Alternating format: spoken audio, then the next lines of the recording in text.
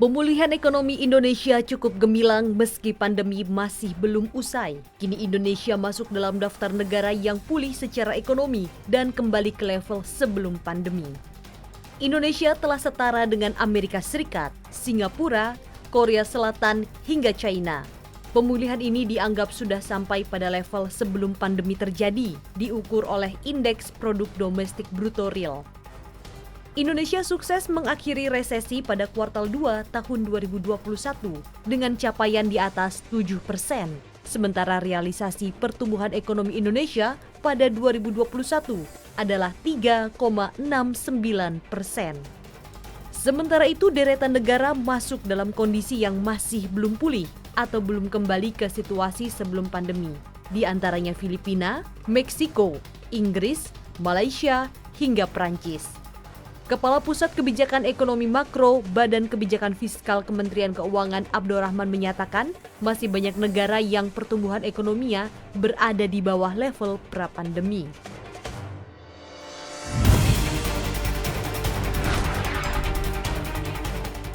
Pemerintah akhirnya memutuskan akan menyederhanakan persyaratan pencairan pembayaran jaminan hari tua atau JHT usai menuai polemik di masyarakat. Hal ini terjadi usai Presiden Joko Widodo turun langsung dan meminta Menko Perekonomian Airlangga Hartarto dan Menteri Ketenagakerjaan Ida Fauzia untuk menyederhanakan pencairan JHT. Perintah tersebut disampaikan agar para pekerja, khususnya yang terkena PHK, bisa mengambil JHT secara lebih mudah. Ida diminta untuk memperhatikan nasib para pekerja atau buruh dan membantu proses mitigasi para pekerja yang terdampak pandemi. Sebelumnya, aturan baru JHT menimbulkan polemik karena pencairannya baru bisa dilakukan pada usia 56 tahun. Padahal di aturan lama, pekerja yang terkena PHK bisa mencairkan uangnya berselang 1 bulan dari waktu terkena PHK.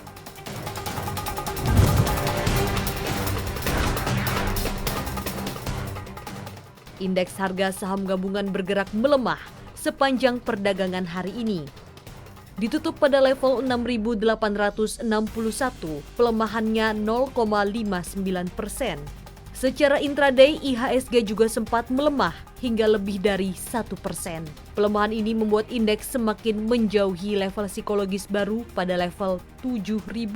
Sebelumnya IHSG sempat beberapa kali mencetak rekor tertinggi baru. Nilai transaksi perdagangan hari ini mencapai 12,8 triliun rupiah. Sementara itu, meski indeks melemah, investor asing masih cukup rajin mengoleksi saham.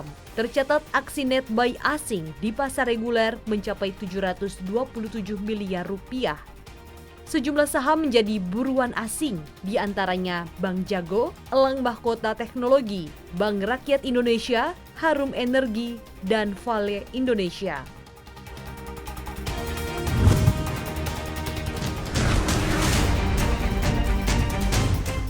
Tiga e-commerce raksasa yang melakukan bisnisnya di Indonesia diawasi oleh Amerika Serikat.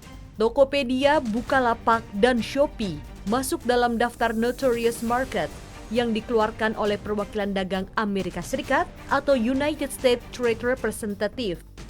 Laporan itu mengenai pasar, baik fisik dan online, yang ternyata memfasilitasi hingga membiarkan adanya penjualan barang palsu.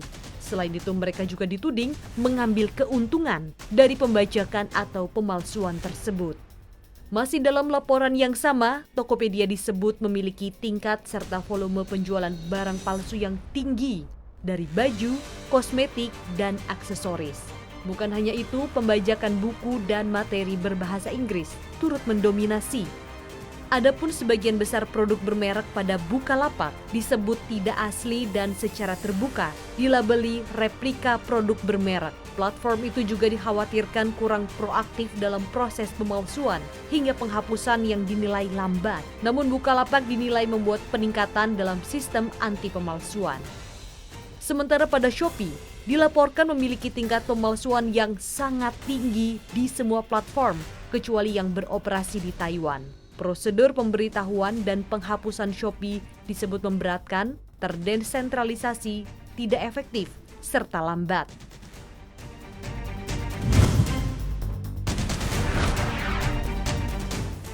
Harga minyak dunia kembali melesat di tengah ketegangan yang kembali meningkat di Eropa Timur. Presiden Rusia Vladimir Putin mengambil langkah mengejutkan dengan mengakui kemerdekaan wilayah separatis Ukraina, yakni Republik Rakyat Donetsk dan Republik Rakyat Lugansk. Langkah Putin tersebut membuat konflik semakin memanas. Akibatnya harga minyak jenis WTI melesat nyaris 4% ke level 94,67 dolar Amerika Serikat per barel. Sementara jenis Brent naik 2,39% ke level 97,72 dolar Amerika Serikat per barel. Goldman Sachs pun memprediksi harga minyak bisa tembus 100 dolar Amerika Serikat per barel. Ketegangan memang diprediksi masih berlanjut, apalagi Rusia dikabarkan telah menempatkan sekitar 150.000 tentara di sepanjang perbatasan dengan Ukraina. Ketegangan militer telah memicu kekhawatiran bahwa Rusia mungkin bersiap untuk menyerang Ukraina. Selain faktor ketegangan geopolitik itu, harga minyak juga terus naik disebabkan oleh ketatnya pasokan, seiring pemulihan ekonomi yang terjadi pada sejumlah negara.